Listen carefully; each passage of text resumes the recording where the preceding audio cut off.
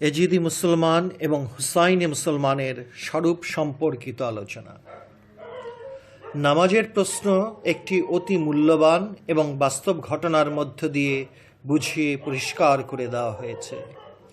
আর সেই ঘটনাটি হল ইসলামের ইতিহাসের সবচেয়ে বেদনাদায়ক কারবালার ঘটনা।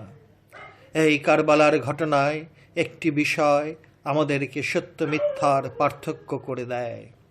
কারণ এজিদের সৈন্যবাহিনীর তাঁবুগুলোতে আজান দেওয়া হচ্ছে, আবার ইমাম হুসাইনের তাঁবুগুলোতেও আজান দেওয়া হচ্ছে। এজিদের দালালেরাও নামাজ আদায় করছে এবং এজিদের অনুসারী আলেম সমাজও নামাজ আদায় করছে। আবার সিমারের মতো শয়তানের অনুসারীরাও নামাজ আদায় করছে এবং ইমাম হুসাইনের অনুসারীরাও নামাজ পড়ছে।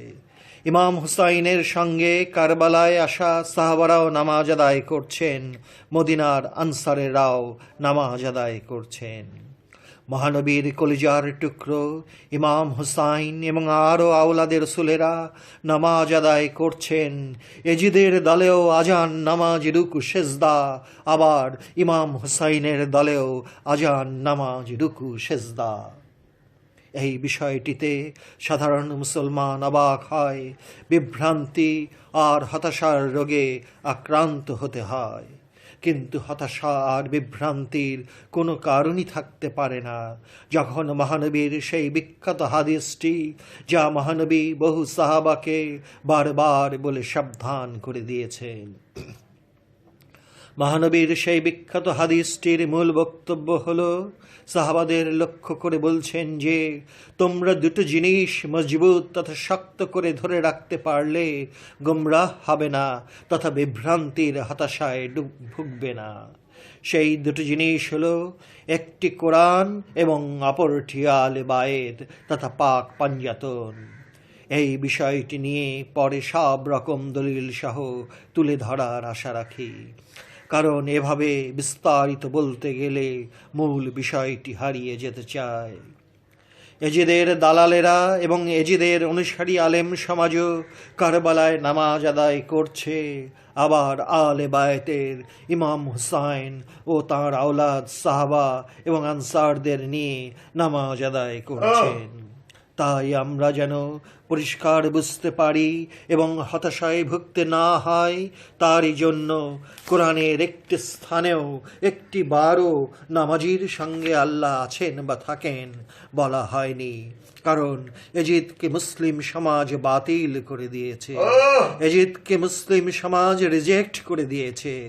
দেওবন্দি আলেম শ্রদ্ধেয় মাওলানা রশিদ আহমেদ গঙ্গোহী তার ফতোয়ায়ে রশিদিয়া নামক ফতোয়ার কিতাবে এজিদকে কেবল মুসলমান বলেই শেষ দেননি, বরং এজিদকে মুমিন বলে প্রকাশ্যে ঘোষণা করেছেন।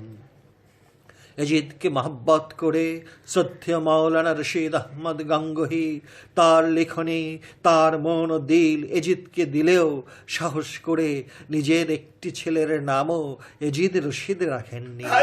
এজিদকে মুমিন বলে জবান, দিল, জান সব কিছু কোরবান করে দিলেন, কিন্তু একটি ছেলের নামও তো নামের শেষে এজিদ রাখলেন না।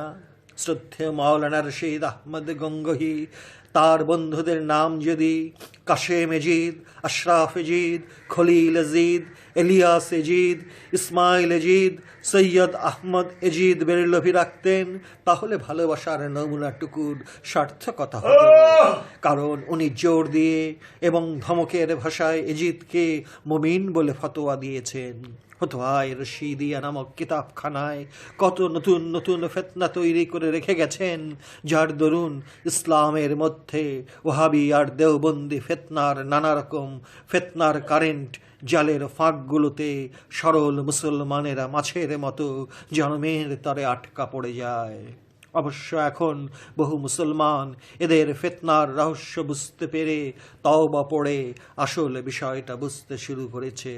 পৃথিবীর বিখ্যাত মাওলানা সৈয়দ মোহাম্মদ হাশমির ওয়াজের অনেক ক্যাসেট দিল্লি আর আজমিরে পাওয়া যায়।